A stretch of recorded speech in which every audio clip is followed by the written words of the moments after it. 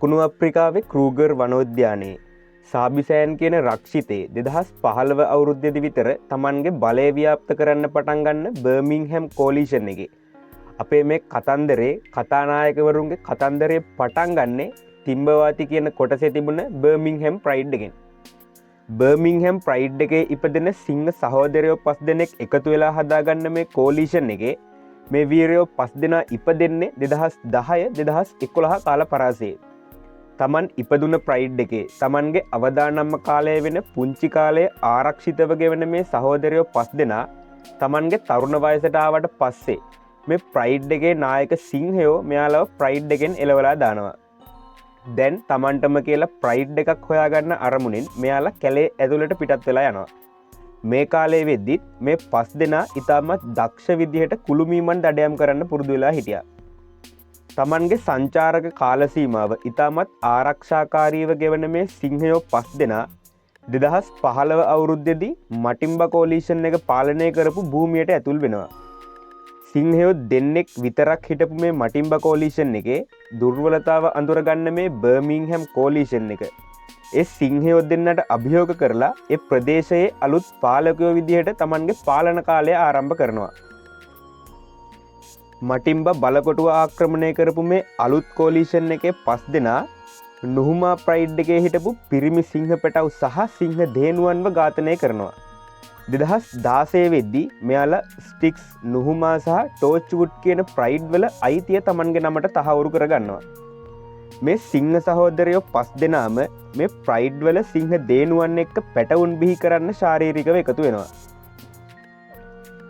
මේ බර්මින්ග්හැම් කෝලිෂන් එකෙත් එක එක සිංහයන්ව එයාලගේ ලක්ෂණ වලින් හරිම පහසුවෙන් අඳුරගන්න පුළුවන් වුණා.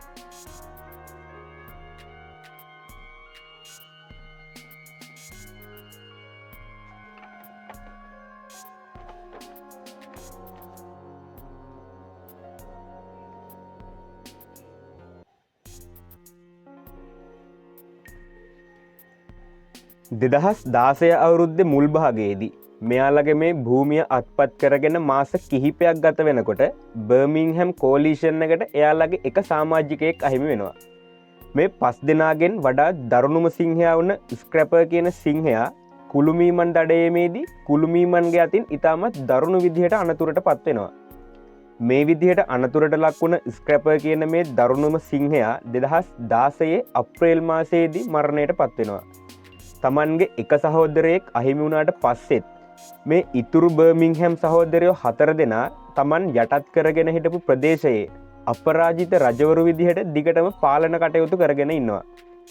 මේ කාලයේදී තමන්ගේ ජාන තමන්ගේ පරම්පරාව ඉදිරියට සම්ප්‍රේෂණය කරන්න බර්මින්ග්හැම්ලා යටතේ තිබුණ ප්‍රයිඩ් වල සිංහ දේනුවන් මෙයාලට දාව පැටවුන් බිහි කරන්න පටන් ගන්නවා. 2018 මුල් කාලයේ වෙද්දී මේ ඉතුරු 4 දෙනා තමන්ගේ කාලයෙන් වැඩිපුර කොටසක් සාබිසෑන් රක්ෂිතේ වඩා දකුණු පැත්තට වෙන්න ගත කරන්න පටන් ගන්නවා. මෙයාලගේ අරමුණ වෙන්නේ තමන්ගේ බලකොටුව තවත් විශාල කරගන්න සහ තවත් අලුතෙන් ප්‍රයිඩ් තමන්ගේ යටතට යටත් කරගන්න. මෙහෙම එන මේ බර්මින්ග්හැම් කෝලිෂන් එකේ සිංහයෝ 4 දෙනා ඉතාමත් ඉක්මනටම කම්බුලා කියන ප්‍රයිඩ් එක තමන්ගේ යටතට යටත් කරගන්න සමත් වෙනවා. මේ 4 දෙනා මේ විදිහට සාබිසෑන් රක්ෂිතේ දකුණු පැත්තට එනකොට මෙයාලා නැති අතරතුරේදී ඇවෝකමේල්ස් කියන සිංහයෝ 3 දෙනෙක්ගෙන් හැදුන කණ්ඩායමක් මේ බර්මින්ග්හැම් උතුරු බල ප්‍රදේශයට ඇතුල් වෙනවා. මේ විදිහට ඇතුළු වුණ ඇවෝකමේල්ස් කියන මේ සිංහයන්ගේ ගර්ජනා සද්ද ඇහුණට පස්සේ මේ බර්මින්ග්හැම් මේල් සිංහයෝ 4 දෙනා ආයෙත් තමන්ගේ උතුරු බලකොටුවට තමන් මුලින්ම යටත් කරගත්ත බලකොටුවට ගිහින් මේ අලුත් සිංහයෝ 3 දෙනාට තමන්ගේ රාජධානියෙන් එලවලා දාන්න උත්සාහ කරනවා. ඒත් අවසානයේදී මේ උතුරු සාබිසෑන් ප්‍රදේශය මේ ඇවෝකමේල්ස් 3 දෙනාට අයිති වෙන්න ඉඩ ඇරලා බර්මින්ග්හැම් මේල්ස් තමන්ගේ මුල්ම යටත් භූමි ප්‍රදේශය අතෑරලා දාන්න තීරණය කරනවා. 2018 අවුරුද්දේ මැද භාගයේ වගේ වෙද්දී බර්මින්ග්හැම් කෝලිෂන් එකේ එම්ෆූමා කියන සිංහයා තමන්ගේ මුල්ම රාජධානිය වුණ උතුරු පැත්තට ඒ කියන්නේ දැන් ඇවෝකමේල්ස් කියන සිංහ කණ්ඩායම පාලනය කරන පැත්තට යන්න තීරණය කරනවා. මේ විදිහට ගියාට පස්සේ මේ එම්ෆූමා කියන සිංහයා ආයෙත් වතාවක් මේ සාබිසෑන් රක්ෂිතය ඇතුලේ කවදාවත් දකින්න ලැබෙන්නේ නැහැ. සිංහයෝ 5 දෙනෙක්ගෙන් පටන් ගත්ත මේ කෝලීෂන් එක දැන් අවුරුදු 2ක් ඇතුළත සිංහයෝ 3 දෙනෙක්ගේ කෝලීෂන් එකක් බවට පත් වෙනවා.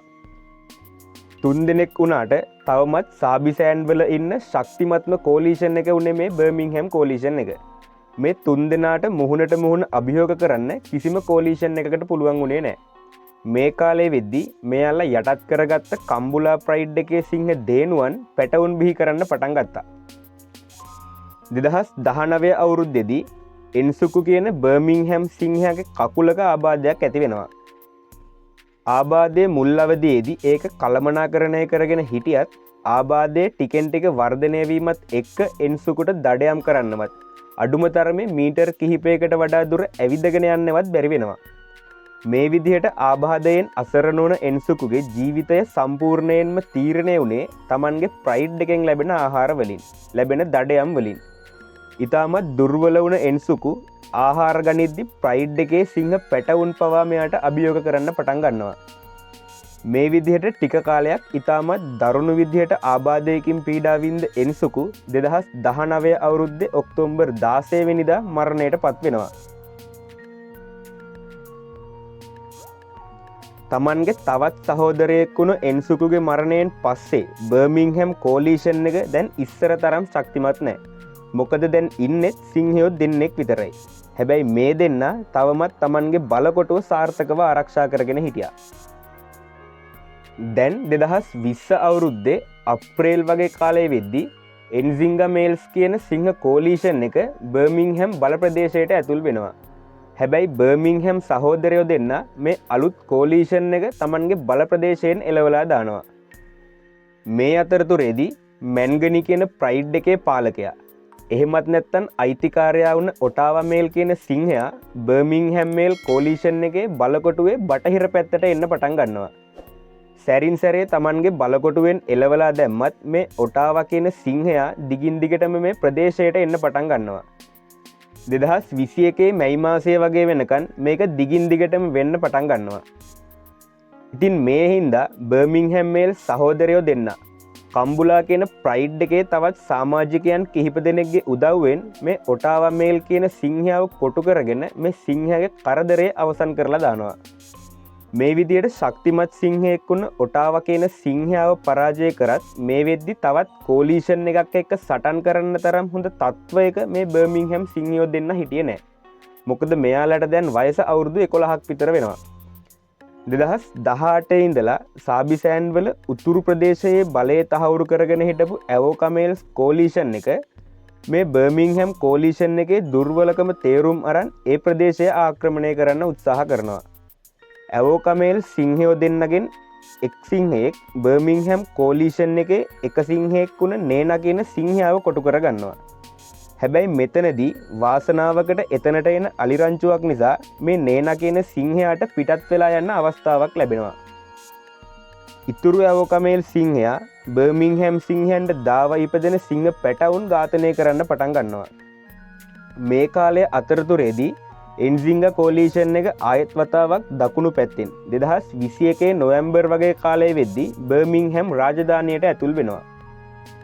දැන් බර්මින්ගහැම් සිංහ සහෝදරයෝ දෙන්නට උතුරින් ඇවෝකා කියන සිංහ කෝලීෂන් එකනුත් දකුණින් එන්සිංගා කියන සිංහ කෝලීෂන් එකනුත් පීඩනයක් ඇති වෙනවා.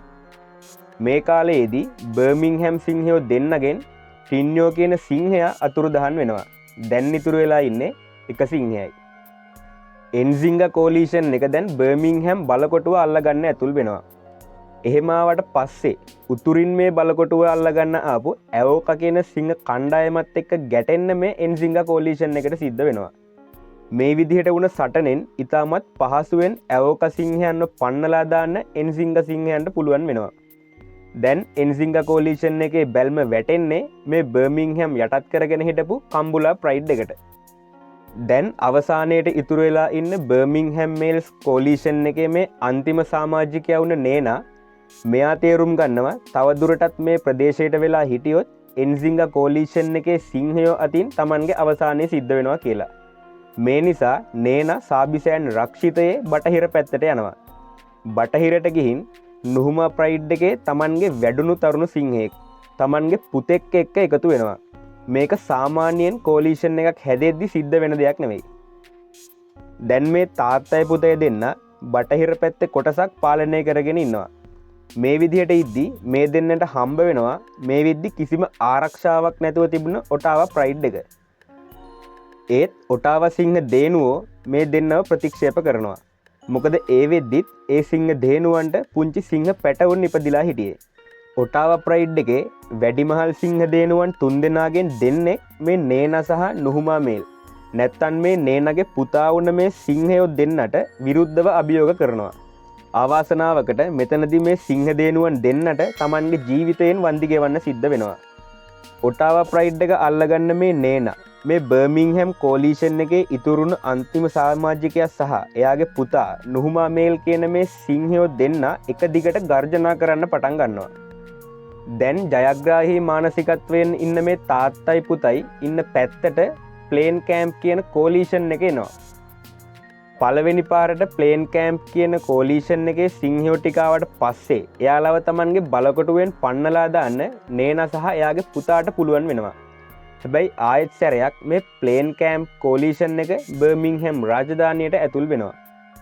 මේ කාලේ වෙද්දී ප්ලේන් කෑම්ප් කියන්නේ තරුණ වගේම ඉතාමත් ශක්තිමත් කෝලීෂන් එකක්. ඉතින් මේ තරුණ සිංහ කෝලීෂන් එකක් එක්ක සටන් කරන නේනා මේ බර්මින්ග්හැම් කෝලීෂන් එකේ අන්තිම සමාජිකයා තමන්ගේ අවසාන සටන පරාජය වෙනවා. සටනෙන් පරාද වෙන නුහුමා මේල් මේ නේනාගේ පුතා ප්‍රදේශයෙන් පන්නලා දානවා. මේ සටන් වලින් පස්සේ 2023 අවුරුද්දේ ජනවාරි මාසයේදී ඉතාමත් දරුණු විදිහට අනතුරට ලක් වෙලා හිටපු මහලු නේනාව දකින්න ලැබෙනවා. අවසාන වතාවට නේනාව දකින්න ලැබෙන්නේ ඔටාවා ප්‍රයිඩ් එකේ වැඩුණු සිංහ දේනුවන් දෙන්නෙක් සහ ටුම්බෙලා කෝලීෂන් එකේ සිංහෙක් එක්ක කුළුමීමෙක්ගේ මලකුණක් ගාව ඉද්දී. ඊට පස්සේ මේ බර්මින්ග්හැම් කෝලීෂන් එකේ අන්තිම සමාජිකයා වුණ නේනා ආයමත් මේ සාබිසෑන් රක්ෂිතය ඇතුළේ කවදාවත් දකින්න නොලැබෙන විදිහට අතුරුදහන් වෙනවා. ඉතින් ඔන්න ඔය විදිහට සහෝදරයෝ 5 දෙනෙක් එකතු වෙලා හදාගත්ත මේ බර්මින්ග්හැම් කෝලීෂන් එකේ කතන්දරේ නේනාගේ මරණයත් එක්ක අවසාන වෙලා යනවා. මේ බර්මින්ග්හැම් කෝලීෂන් එක කියලා කියන්නේ සාබිසෑන් රක්ෂිතයේ තිබුණ සිංහ කෝලීෂන් වලින් ඉතාමත් සාර්ථකම සිංහ කෝලීෂන් එකක් කියලා කියන්න පුළුවන්. මොකද මේ බර්මින්ග්හැම් කෝලීෂන් එක මෙයාලා යටත් කරගෙන හිටපු ප්‍රයිඩ් සලාලා මැන්ගනී එතකොට කම්බුලා ස්ටික්ස් ටෝච්චුට් මේ වගේ ඉතාමත් විශාල ප්‍රයිඩ් ප්‍රමාණයක් එක්ක තමන්ගේ පැටවුන් බිහි කරනවා. ඒ වගේම තමයි තමන්ගේ මේ බිහි කරන පැටවුන් ආරක්ෂිතව බේරගෙන තමන්ගේ ජාන ඉදිරි පරම්පරාවට සම්ප්‍රේෂණය කරන්න මේ බර්මින්ග්හැම් මේල්ස් සිංහ කෝලීෂන් එක සමත් වෙනවා. ඉතින් මේ බර්මින්ග්හැම් මේල්ස් කෝලීෂන් එකෙන් පස්සේ ඒ කියන්නේ මෙයාලගේ ජාන වලින් ඉදිරියට පැවතගෙන එන සිංහ කණ්ඩායමක් ගැන පස්සේ දවසක වීඩියෝ එකකින් අපි කතා කරලා බලමු.